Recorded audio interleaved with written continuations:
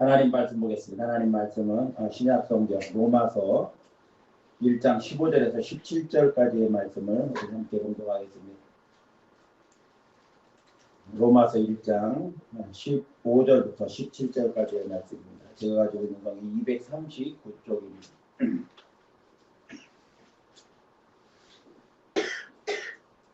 로마서 1장 15절부터 17절까지의 말씀을 우리 자신 줄 알고 같은 목소리와 함께 공독하겠습니다. 그러므로 나는 할 수 있는 대로 로마에 있는 너희에게도 복음 전하기를 원하노라. 내가 복음을 부끄러워하지 아니하노니 이 복음은 모든 믿는 자에게 구원을 주시는 하나님의 능력이 됩니다. 먼저는 유대인에게요 그리고 헬라인에게로다. 복음에는 하나님의 의가 나타나서 믿음으로 믿음에 이르게 하나니 기록된 바 오직 의인은 믿음으로 말미암아 살리라 함과 같으니라. 아멘. 할렐루야. 우리 서로 인사하겠습니다. 하나님 함께 축복하십니다.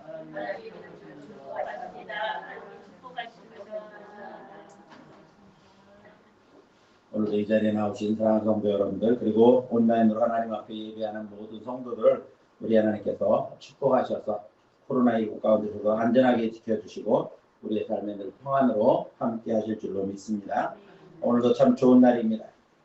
하나님의 크신 은혜와 축복이 사랑하는 성도 여러분의 삶에 언제나 함께 하시기를 예수님의 이름으로 축원합니다.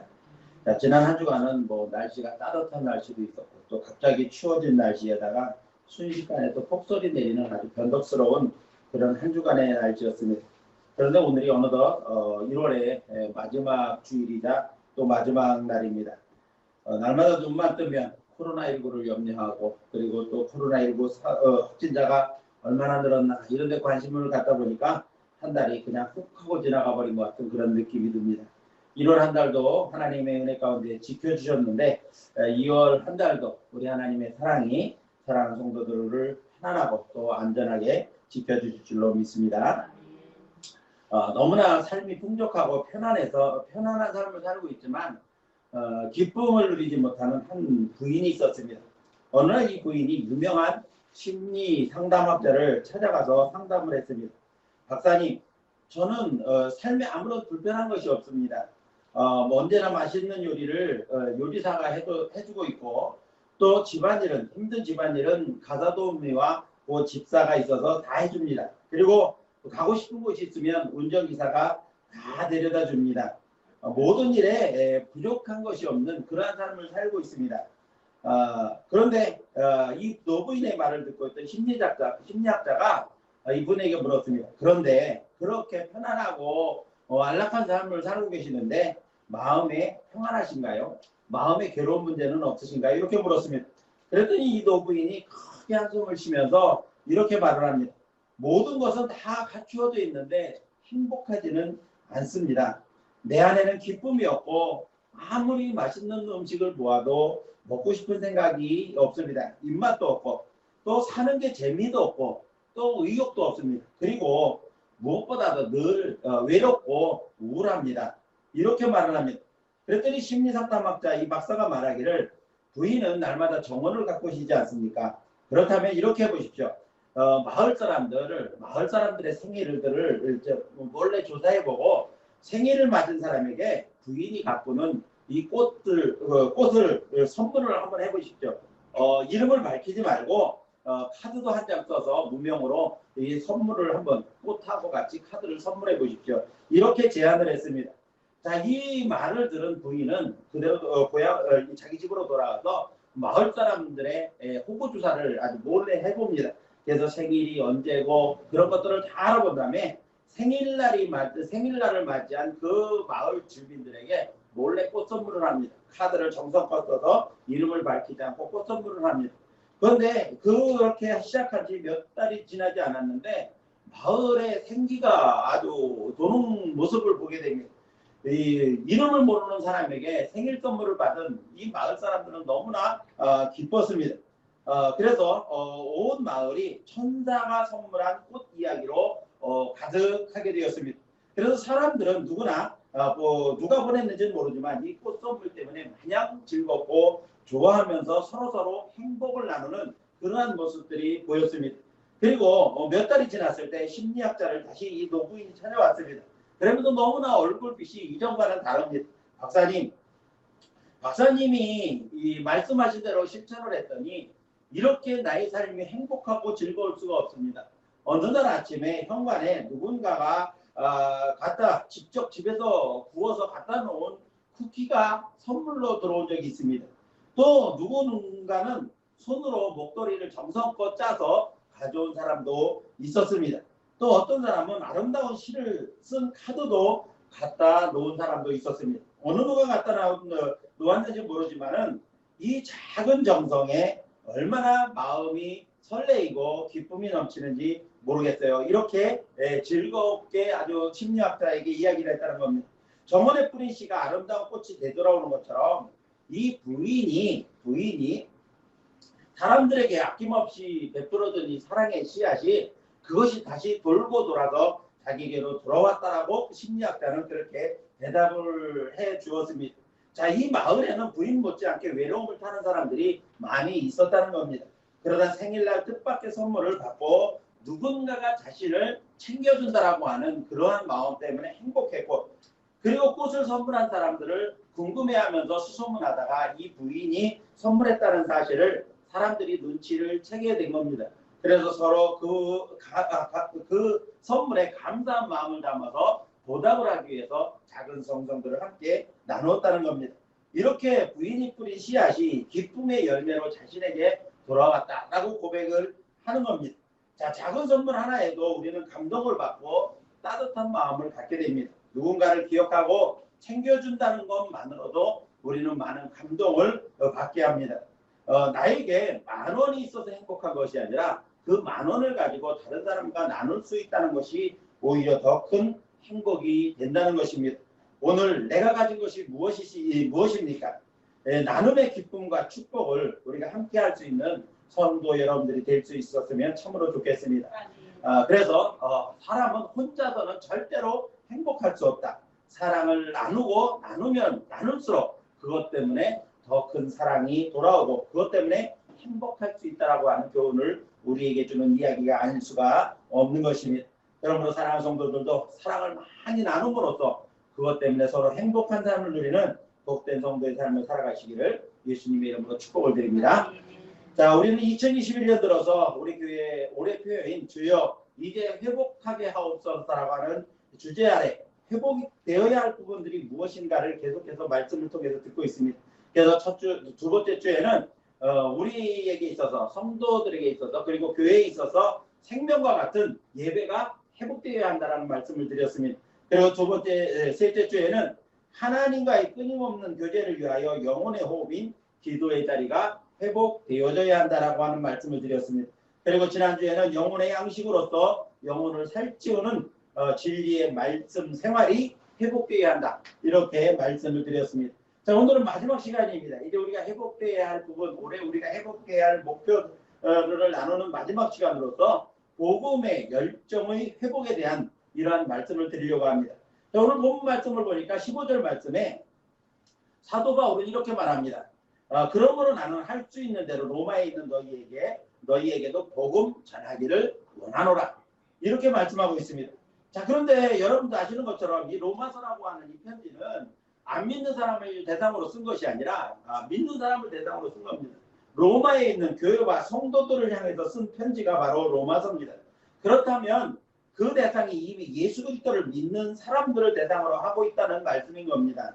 그런데 이미 복음을 알고 믿어 구원받은 성도들에게 다시 복음 전하기를 원한다는 바울의 말씀은 어떻게 보면 어떤 이해가 되지 않는 그러한 내용처럼 보일 수도 있습니다.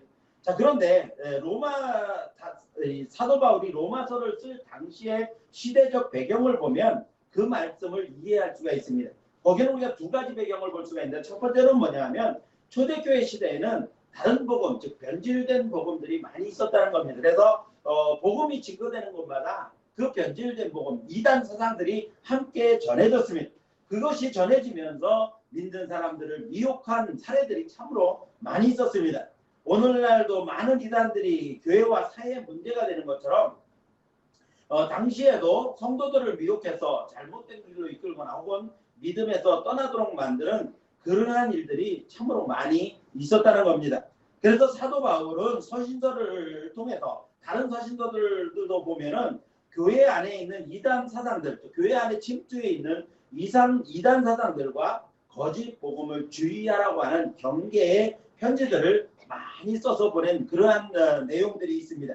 그래서 사도 바울은 이렇게 잘못된 이단 사상들로부터 이단 사상들의 미혹으로부터 성도들을 보호하고 그리고 그들이 바른 믿음 가운데 설 수 있도록 그들을 세우기 위해서 정말 이 복음에 대하여 바로 가르칠 필요가 있었던 것을 느낀 겁니다. 그래서 로마에 있는 교회 성도들, 교회와 성도들에게도 복음 전하기를 원했다. 그렇게 말하고 있는 겁니다.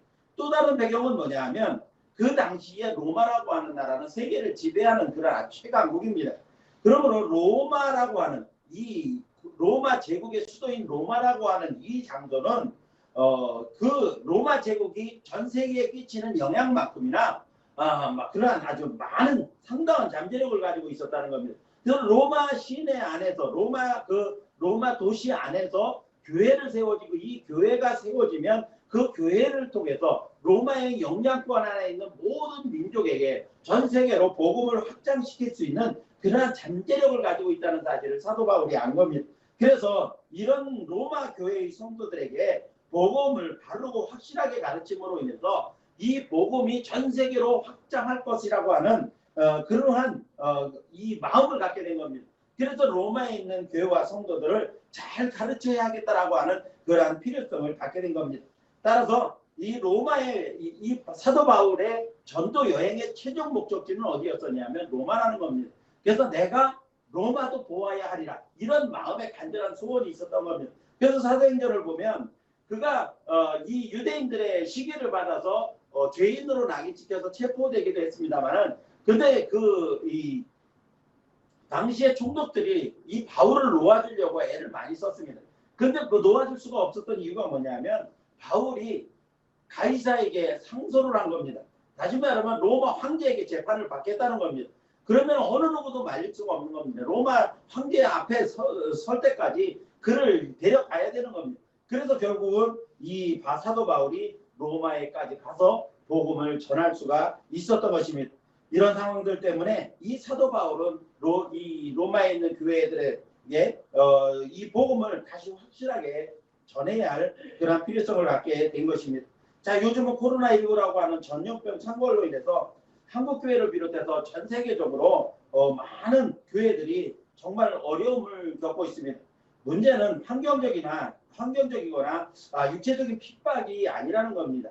그 당시에 초대교회 시대에는 환경적으로나 이 핍박으로 오는 그러한 육체적인 그러한 이 핍박이 많았습니다. 그것 때문에 믿음을 지키기 어려운 그러한 상황들이 있었습니다. 그런데 지금은 이런 육체적인 핍박이나 환경적인 핍박이 아니라는 겁니다. 전염병이라고 하는 초유의 사태를 맞이하면서 어떻게 보면은 그 시대보다도 지금 더 큰 어려움을 겪고 있는 것이 바로 교회들의 상황이라는 겁니다. 뜻하지 않게 각종 선교의 발로 시작된 코로나19의 재확산으로 말미암아서 심지어는 교회를 향해서 아주 진절머리가 난다라고 말하는 사람까지 나타났고 교회 간판과 또 문을 향해서 계란을 던지는 그러한 사람들도 생겨나게 되었다는 겁니다. 그런데 또 매스컴들은 이런 사실들을 아주 적나라하게 그대로 표현할 뿐만 아니라 오히려 더 확장해서 표현하는 등 교회가 이런 상황들로부터 많은 어려움을 겪고 있다는 것입니다. 믿음이 연약한 성도는 또 이런 상황들에 대해서 실망을 하거나 혹은 심지어는 그런 사람들의 마음에 동조하는 그러한 사람들까지 나타나는 아주 심각한 상황이 되었다는 겁니다. 물론 이런 문제들은 교회 안에서의 교회라고 표현하고 있습니다만은 그 일부 교회들의 문제입니다. 일부 교회나 일부 선교회의 문제들입니다. 대다수의 교회들이 방역을 지키기 위해서 수칙을 지키기 위해서 힘쓰고 있고 그리고 또 이 방역 당국에 철저하게 협조하는 그러한 모습들을 하고 있습니다. 그러나 반기독교적인 그러한 상황들을 그리고 이 기독교를 반대하는 그러한 단체들로부터 아주 좋은 공격의 빌미를 제공하고 있고 또 혹여나 또 공공기관에서 이런 것들을 강조하면서 이러한 기독교를 향한 그러한 불신 세력들이 공공연하게 표출되는 그런 모습을 보게 되는 겁니다. 이런 상황에서 중요한 것은 외부적인 상황에서나 내부적인 문제를 만났다 할지라도 이 문제에 또 혹은 상황에 흔들리지 않는 이 견고한 신앙과 믿음을 가져야 된다는 것입니다. 이런 견고한 믿음과 신앙을 갖기 위해서는 변하지 않는 이 복음의 본질을 우리가 확실하게 알고 믿어야 된다는 것입니다. 그래서 오늘 이 시간에는 우리가 회복되어야 할 목표 중에 하나인 복음의 열정의 회복에 대한 말씀을 나누면서 함께 은혜를 나누려고 하는 겁니다. 그래서 오늘 복음이 무엇인지, 왜 복음이 중요한 것인가에 대하여 말씀을 드리려고 하는 겁니다. 말씀을 듣는 사랑하는 성도 여러분들이 복음을 바로 알고 복음에 대한 열정을 회복하는 귀한 은혜가 있기를 예수님의 이름으로 축원합니다. 그런데 제가 오늘 드리려고 하는 말씀은 어떤 복음의 신학적인 정의나 어떤 의미를 말씀드리려고 하는 것이 아닙니다. 복음의 본질이 무엇이냐, 복음의 본질적인 것이 무엇이냐, 그리고 그것이 왜 중요한가, 이것을 우리가 함께 생각해 보려고 하는 겁니다. 자, 그러면 복음이 무엇이며 왜 복음의 회복이 중요한 것일까요? 첫 번째로 바로 복음은 예수 그리스도 그 자체이기 때문에 그렇습니다.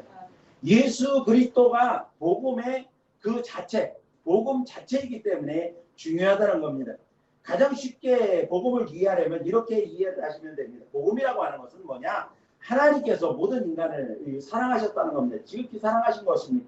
그래서 지극히 사랑하셔서 아담으로부터 시작된 죄에 빠져 죽을 수밖에 없는 그러한 인생이 되어버리고 만 겁니다. 그런데 하나님의 지극한 사랑이 이 인간을 구원하기 위해서 계획을 세우셔서 실행하셨는데, 그게 뭐냐면 바로 독생자 예수님을 세상에 보내시고 인간의 죄를 짊어지고 대신 죽게 하신 겁니다. 왜냐하면 죄의 대가는 반드시 죽음으로만 보상할 수 있었기 때문에 이 죄의 대가로 모든 인생, 저와 여러분을 비롯한 모든 인생들이 죽어야 되는데 예수님을 보내셔서 대신 죽게 하셨다는 겁니다. 우리의 모든 죄를 짊어지고 대신 죽게 하셨다는 겁니다. 그래서 이 대속의 은총을 베풀어 주셔서 누구든지 이 사실, 즉 예수님께서 나를 위해 십자가에서 돌아가셨다라고 하는 이 사실을 인정하고 그리고 예수 그리스도를 영접하면 구원받게 된다는 사실, 이것이 바로 복음의 핵심이라는 겁니다. 그래서 예수 그리스도는 복음의 핵심인과 동시에 복음 그 자체가 되는 겁니다. 예수 그리스도 자신이 복음이라는 겁니다. 왜냐하면 예수님 때문에, 예수님을 믿음으로 우리가 구원을 받기 때문인 것입니다. 사도행전 8장을 보면 초대교회 7 집사 중에 한 사람인 빌립 집사가 성령의 인도를 받아서 이 광야로 나갔다가 그곳에서 에티오피아 내시를 만나게 됩니다. 자, 8장 35절에 보니까 이렇게 기록하고 있습니다. 빌립이 입을 열어 이 글에서 시작하여 예수를 가르쳐 복음을 전했다. 예수를 가르치는 것이 복음을 전하는 것이다. 이 말씀은 것입니다. 이 빌립 집사가 이디오피아의 내시에게 예수를 가르쳤는데 그것이 바로 복음을 전하는 일이라는 겁니다. 그러므로 예수 그리스도는 곧 복음이다. 이렇게 말씀하는 겁니다.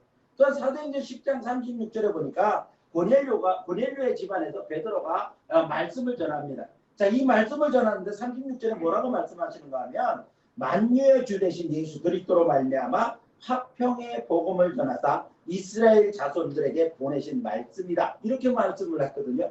다시 말하면 예수 그리스도가 화평의 복음이라는 겁니다.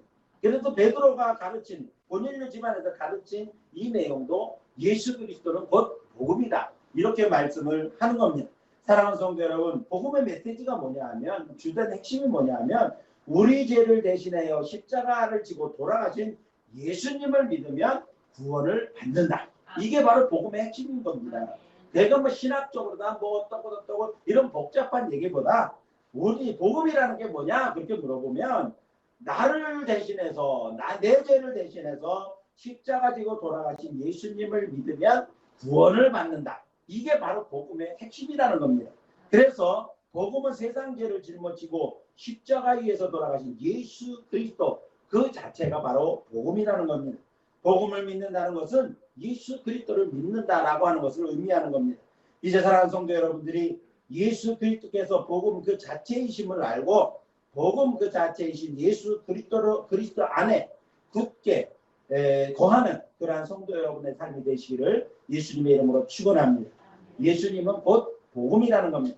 자, 두 번째로 복음이 뭐냐? 복음은 구원의 능력이라는 겁니다. 우리가 읽은 본문 16절 말씀을 보니까 이렇게 말씀합니다. 내가 복음을 부끄러워하지 아니하노니 이 복음은 모든 믿는 자에게 구원을 주시는 하나님의 능력이 된다. 첫째는 먼저는 유대인에게고 둘째는 그 다음은 헬라인에게다. 이렇게 말씀하고 있습니다. 자, 여기서 말씀하고 있는 구원의 대상이 유대인과 헬라인으로 지칭되어 있습니다. 자, 유대인은 이스라엘 민족을 말하는 거고 헬라인이라고 하는 것은 바로 이방 민족의 대표성으로 거론된 민족이 헬라인입니다. 왜냐하면 로마 제국 이전에 헬라 제국이 전 세계를 지배했는데 그 당시에 예수님 이 말씀이 기록될 때 로마서가 말씀이 기록될 때는 전 세계를 로마가 지배를 했지만 문화는 헬라 문화가 세계를 지배하고 있었다는 겁니다. 정치적으로는 로마가 지배를 했지만 문화적으로는 헬라 민족이 헬라 문화가 전 세계를 지배하고 있었습니다. 그래서 여기서 사도 바울이 첫째는 유대인이고 먼저는 유대인이고 그 다음은 헬라인이다 이렇게 표현된 것은 헬라인이라고 하는 것은 이방 민족 전체를 통칭해서 표현한 표현이다. 그렇게 보면 됩니다. 그래서 복음이신 예수 그리스도를 믿으면 유대인이든지 아니면 이방인이든지 예외 없이 구원을 받는다고 말씀하는 겁니다. 이방인 구원을 위해 이방인의 사도로 부르심을 받은 사람이 바로 사도 바울이기 때문인 겁니다. 이 사도 바울의 입을 통해서 전 세계의 이방인들에게 복음이 전해지기 시작했다는 겁니다. 복음 즉 예수 그리스도를 듣는 자는 구원을 얻는다. 이것이 바로 복음입니다. 오늘 우리가 조금 전에 읽었던 16절 말씀처럼 복음이라고 하는 것은 뭐냐면 예수 그리스도를 믿으면 구원을 받는다. 구원의 능력이 바로 복음이다. 이렇게 말씀하고 있는 겁니다. 옛날 이스라엘 백성들은 광야에서 하나님을 원망하다가 불뱀에 물려 죽어가는 그러한 상황이 발생을 했습니다. 자, 이스라엘 백성들이 광야 40년 길을 지금 걸어가고 있는 방황하고 있는 이유가 뭐냐면 하나님 앞에 벌받고 있는 겁니다. 하나님 앞에 하나님을 원망했다가 하나님을 의심하고 불평하다가 또 하나님의 약속의 말씀을 믿지 않고 반역을 일으켰다가 지금 벌을 받고 있는 겁니다. 그래서 40년 이스라엘 백성들의 40년 광야 길은 벌 받는 길입니다. 그런데 이스라엘 백성들은 어땠습니까? 벌 받으면서 가는 길이 험하다고 불평을 합니다. 벌 받으며 가는 길에 물이 없다고 불평을 합니다. 벌 받으며 가는 길에 고기 먹고 싶다고 불평을 하는 겁니다. 그런데 하나님은 그렇게 벌 받는 자세도 잘못된 이스라엘 백성들이 원망할 때마다 이스라엘 백성들이 필요하다는 걸 다 해줬습니다. 모세를 통해서 하나님 앞에 기도하면 하나님이 물 없다라면 반석 쳐서 물 나오게 하시고 또 고기 먹고 싶다면 매출하게 보내주셔서 먹이시고 또 양식이 떨어졌을 때는 만나를 내려주셔서 먹게 하셨습니다. 필요를 다 채워주셨는데도 불구하고 이스라엘 백성들의 원망은 그칠 줄을 모르는 겁니다. 결국은 하나님께서 진노하신 겁니다. 하나님께서 진노하셔서 원망하고 불평하는 이스라엘 백성들에게 불뱀을 보내신 겁니다. 그래서 광야에서 불뱀이 나와서 이스라엘 백성들을 마구 물기 시작합니다. 그래서 뱀에 물린 사람들이 죽어가기 시작하는 겁니다. 그때 모세가 다시 하나님 앞에 기도합니다. 하나님 앞에 기도했더니 하나님께서 그러면은 노스로 다 뱀의 형상을 만들어서 이스라엘 백성 전체가 볼 수 있는 곳에다가 장대에다 높이 매달아 이렇게 말씀을 하신 겁니다. 그것을 쳐다보는 사람은 살 것이다. 이렇게 말씀합니다. 그래서 모세는 하나님의 말씀대로 광야에 노뱀을 만들어서 달았습니다. 그리고 백성들에게 이것을 쳐다보면 산다고 하나님이 말씀하셨다. 그러니까 좀 쳐다봐라. 이렇게 말을 했습니다. 그 모세의 말을 듣고 믿음으로 바라본 사람은 불뱀에 물렸지만 살았습니다. 그러나 믿지 않는 사람들은 전부 그대로 죽고 말았던 겁니다. 복음을 통한 구원의 영향력은 누구냐면 모든 사람입니다. 유대인에게나 헬라인에게나 누구나 예외 없이 모든 사람들에게 구원의 영향력은 주어진다는 겁니다. 안 믿는 사람, 우리 주변에 안 믿는 사람을 위해서도 예수님께서 돌아가셨다는 거예요. 모든 사람들을 위해서 예수님께서 돌아가셨지만 구원의 영향력은 모든 사람들에게 제공되지만 그러나 그 영향력이 그대로 나타나는 영향이 나타나는 사람은 누구냐? 그것은 바로 예수님을 믿는 사람이라는 거예요. 아멘. 모든 사람을 위해서 예수님께서 돌아가셨지만 그 사실을 인정하고 믿는 사람만 구원을 받는다는 겁니다. 그렇기 때문에 구원은 바로 각자 개인의 믿음 여부에 달려있다는 겁니다. 사랑하는 성도 여러분, 예수 그리스도의 복음은 어느 누구든지 믿으면 얻는 구원의 능력이 됩니다. 이 구원의 능력은 영적인 죄에서 사함받고 천국 가는 그러한 영생의 축복을 누리는 것만을 구원이라고 말하지는 않습니다. 물론 그것도 구원입니다. 그게 가장 기본이 되는 구원임과 동시에 이 땅에 사는 동안에도 삶의 축복을 누리는 것이 바로 구원받은 사람들의 축복인 겁니다. 그래서 요한복음 10장 10절 말씀을 보니까 예수님이 온 목적에 대해서 너희가 내 양으로서 생명을 얻게 하고 더 풍성히 얻게 하려는 목적으로 내가 왔다. 이 말씀을 하신 겁니다. 여기서 내가 온 것은 양으로 생명을 얻게 하고, 이건 구원입니다. 죄에서 구원받아 천국의 영생을 누리는 것, 이 구원을 말하는 겁니다. 더 풍성히 얻게 하려는 것은 뭐냐면 이 땅에 사는 동안에도 우리가 하나님의 축복으로 풍성한 삶을 살 수 있다는 것을 말씀하고 있는 겁니다. 그러므로 이제 사랑하는 성도 여러분들이 복음 자체이신 예수 그리스도를 믿음으로 이미 얻은 죄의 삶과 영생의 축복은 물론이려니와 이 땅에 사는 동안에도 하나님께서 주시는 풍성함의 축복을 누리며 살아가는 복된 삶을 살아가시기를 예수님의 이름으로 축원합니다. 우리가 복된 삶을 사는 것이 또 바로 영적인 그러한 복음의 열정을 회복하는 일인 겁니다. 마지막 세 번째로 왜 복음이 중요하고 또 복음이 무엇이냐면 예수 그리스도의 복음은 날마다 확장되어야 하기 때문인 겁니다. 디모데전서 2장 4절 말씀을 보니까 하나님은 모든 사람이 구원을 받으며 진리를 아는 데 이르기를 원하느니라 이렇게 말씀했습니다. 자, 예수님 하나님의 소원은 뭐냐면 하나님의 소원은 모든 사람들이 예수님을 믿어서 구원을 얻는 것, 그리고 그 말씀을 통해서 축복을 누리는 것이 바로 하나님의 소원이라는 겁니다. 자, 근데 이 하나님의 소원의 대상은 누구냐면 모든 사람입니다. 자, 하나님은 모든 사람이 구원을 받고 진리를 아는 데 이르기를 원하는 것이 하나님의 소원이다. 그렇기 때문에 하나님은 온 인류가 예수 그리스도를 믿고 그리고 또 하나님의 말씀의 축복을 누리며 사는 것이 하나님의 소원이라는 겁니다. 모든 민족, 모든 나라, 모든 인류를 의미하는 겁니다. 그러므로 모든 사람들이 구원을 받으려면 어떻게 해야 되는가 하면 한 사람에게도 빠짐없이 복음이 전파되어야 하는 겁니다. 복음 자체이신 예수 그리스도를 듣고 알아야 믿을 수가 있기 때문인 겁니다. 그렇게 되기 위해서는 땅끝 구석구석까지 복음이 전파되어야 되는 겁니다. 마태복음 24장 14절 말씀을 보니까 예수님께서 이 세상에 지금 종말이 올 것이다. 그 종말의 징조들은 이러이러한 것이 나타나는데 그래도 아직까지 끝은 아니다. 왜냐? 복음이 땅끝까지 증거되어야 되기 때문이다. 그래서 뭐라고 말씀하셨는가 하면 이 천국 복음이 모든 민족에게 증언되기 위하여 온 세상에 전파되리니 그제야 끝이 오리라. 땅끝 구석구석에 복음이 전해져야 이 세상의 종말이 온다는 겁니다. 자, 이 말씀이 이루어지기까지 복음은 쉼없이 확장되어야 하는 겁니다. 지금 코로나19 상황에서 전도하기가 참 어렵습니다. 어떻게든 보면 불가능한 일이다까지도 말할 수 있는 상황입니다. 사람을 만나는 것조차가 힘들고 또 불가능합니다. 때문에 사람을 만나서 전도를 한다든지 또 가정을 방문한다든지 노방 전도를 한다는 것 자체가 불가능해진 그러한 시대입니다. 그러다 보니까 전도 자체가 불가능하고 멈춰진 상태가 된 게 아니냐, 우리가 쉽게 이렇게 생각을 합니다. 그런데 하나님은 이런 가운데도 일하고 계신다는 사실을 우리는 알아야 됩니다. 아무리 코로나19가 극성을 부려도 하나님은 일하고 계신다는 겁니다. 지난 11월부터 강화 예단복지관에서 목사님 몇 분하고 몇몇 사람들이 함께 모여서 일을 했습니다. 자, 근데 그곳에서는 뭐 대부분 예수 믿는 사람들이 많았습니다만은 안 믿는 분도 있습니다. 자, 그곳의 원장님이 이곳에서 일하는 불신자들을 위해서 우리 목사님들이 좀 함께 기도를 해줬으면 좋겠습니다. 함께 모여서 기도회를 했으면 좋겠습니다. 라고 제안을 했습니다. 근데 목사님들이 돼서 또 뭐 그 원장님은 이제 집사님이신데 집사님이 이 기도회 하자는데 거절할 수가 없지 않습니까? 그래서 목사님 세 분하고 같이 모여서 이제 기도를 했습니다. 그렇게 기도를 했는데 어느 날 우리 기도회 하는 장소에 그곳을 함께 일하는 자매님 한 분이 방문을 했습니다. 근데 그분은 예수님을 믿지 않는 분입니다. 근데 기도회 중간에 들어왔길래 그냥 우리는 머쓱해 할까봐 같이 앉아서 기도회 하시지 이렇게 권면을 했습니다. 그랬더니 이분이 그러겠다고 하면서 기도회 하는 자리에 같이 앉는 겁니다.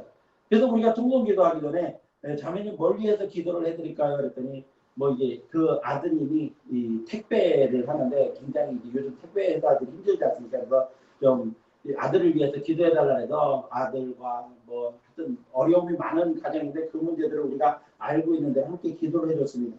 그리고서 그 기도를 마치면서 내일도 기도해 오세요 이렇게 얘기를 했더니 그럴게요 이러는 거예요. 그래서 그분들이 그 다음날부터 계속 기도회에 나오기 시작합니다. 그랬더니 기도회에 안 나오던 다른 분들까지도 같이 그분 때문에 기도회를 같이 나오는 겁니다. 그렇게 시작된 기도회가 벌써 한 3개월 정도 됐습니다. 근데 지난주 금요일 날 그 전 좀 한 달 전쯤 이야기인데 듣기로는 주일 아침 됐는데 이제 교회를 아직 안 나가고 기도회만 참석하는 분인데 아침에 일어나서 기독교 방송을 찾아가고 그 기독교 방송에서 설교를 들었다는 겁니다. 그 소리를 듣는데 이분은 구원받을 수 있겠구나. 충분히 구원받을 수 있겠다. 이런 생각을 했습니다. 그래서 우리 교회에서 우리 성경 바꿀 때 예비로 사놨던 이 성경 한 권을 제가 갖다 드렸어요. 그리고 저는 계속해서 그분을 위해서 기도했습니다. 근데 제가 개인적으로 그분을 만날 수 있는 시간이 많지를 않아서 다른 목사님이 그 자매님과 1대1로 앉아서 성경 공부를 시키기 시작을 했어요. 근데 성경 공부를 얼마나 열심히 하는지 몰라요. 아무것도 모르고. 그래서 제가 지난 금요일 날 이제 설교화를 차려내서 설교를 하러 갔는데 성경을 찾는데 다른 분들보다도 먼저 믿던 분들보다 성경을 더 빨리 찾는 거예요. 그런데 보니까 그날 기도회 마치고 그분이 성경 공부 마지막 시간으로 결심 기도를 하는 날이었다는 겁니다. 얼마나 감사했는지 모릅니다. 근데 그분뿐만이 아니라 또 홈플러스 재무이사라는 분인데 그분이 사회복지사가 되려고 그거에 실습하러 왔던 분이 있어요. 그런데 그분도 또 마음을 열고 성경 공부를 하겠다는 겁니다. 그래서 또 다른 목사님이 그분하고도 또 1대1로 만나서 성경 공부를 한 겁니다. 이제 하늘소망교회 박준호 목사님이 그분하고 1대1로 성경 공부를 했어요. 그런데 지난 금요일 날 그 한여사님이라는 그분하고 이제 재무이사라는 이분이 같이 결심 기도를 하고 목사님들의 안수를 받고 그렇게 예수 믿기로 작정을 하는 그러한 역사가 있었습니다. 우리 이런 일들을 통해서 볼 때 아무리 시대의 상황이 어렵고 힘들어도 하나님은 일하고 계신다는 분명한 사실을 우리가 알게 된 겁니다. 그래서 우리가 더 열심히 기도하고 또 더 많이 우리 마음에 전도할 영혼들을 위해서 불타는 마음을 가져야 된다. 복음의 열정을 회복해야 된다. 이러한 사실을 알게 되었던 겁니다. 사랑하는 성도 여러분, 지금 어려운 상황을 만났어도 하나님은 일하고 계십니다. 저와 여러분을 위해서 일하고 계시고 구원받을 영혼들을 위해서도 일하고 계시는 것입니다. 그러므로 아무리 어려운 상황을 만나도 쉼없이 일하시는 하나님의 계심을 우리는 알고 또 복음은 언제나 쉼없이 땅끝까지 구석구석 확장되어야 한다는 사실을 기억하시면서 복음을 전하는 일에 우리의 열정이 반드시 회복해서 많은 영혼들을 구원할 수 있는 저와 여러분들이 될 수 있기를 예수님의 이름으로 축원합니다. 이제 말씀을 마치려고 합니다. 사랑하는 성도 여러분, 복음의 열정은 반드시 회복되어야 합니다. 복음의 열정이 회복될 때 우리의 삶을 통해서 하나님의 능력이 나타날 수가 있는 것입니다. 복음이 왜 중요하며 그 복음의 열정이 왜 회복되어야 합니까? 복음은 예수 그리스도 그 자체이기 때문에 그렇습니다. 그리고 복음에는 영육 간의 구원의 능력이 이루어지는 놀라운 역사가 있기 때문에 그렇습니다. 그리고 복음은 땅끝까지 확장되어야 하기 때문인 것입니다. 이제 사랑하는 성도 여러분들이 복음의 뜨거운 열정을 회복해서 더 멀리 그리고 더 넓게 많은 사람들에게 복음의 본질이신 예수 그리스도를 전파하고 그들을 구원하는 구원의 능력의 역사가 우리의 삶에 늘 일어날 수 있도록 복음의 열정을 회복하는 저와 여러분들이 될 수 있기를 예수님의 이름으로 축원합니다. 기도하겠습니다. 교회 소식을 말씀드리겠습니다. 예배에 참석하신 성도 여러분들을 또 온라인으로 참석하고 있는 모든 성도 여러분들을 하나님께서 은혜와 축복으로 가득하게 하실 줄로 믿습니다. 2011년 교회표는 주요 회복해 하옵소서입니다. 우리의 생활 속에서 또 우리의 믿음 가운데서 회복되어야 할 부분들을 잘 점검해서 올해는 이제 더 이상 코로나에 끌려가지 않고 우리 모든 믿음도 또 우리 기도의 삶도 그리고 말씀을 읽고 또 순종하는 삶도 복음의 열정도 회복되어질 수 있는 귀한 한 해가 되어야 할 줄로 믿습니다. 코로나19가 계속되고 있으니까 매사에 조심하면서 방역수칙도 잘 지켜서 안전하고 건강한 생활을 하실 수 있도록 해주시길 바라고요. 당분간 별도의 이렇게 방역당국의 지침이 있기 전까지는 계속해서 성전 대면 예배와 함께 온라인 예배를 병행해 드리도록 하겠습니다. 코로나19 종식과 또 우리의 신앙을 잘 지켜가고 또 회복할 수 있도록 위해서 여러분들이 기도로 힘을 모아주시길 바라고요. 개인의 신앙과 또 성장을 위해서도 계속해서 기도해 주시길 바랍니다. 연말 정산 기부금 필요하신 분들을 신청하실 수 있도록 해주시고요. 또 어려운 때 우리가 서로 마음을 나누고 또 사랑을 나누는 그러한 생활에 힘써 주시기를 부탁을 드립니다.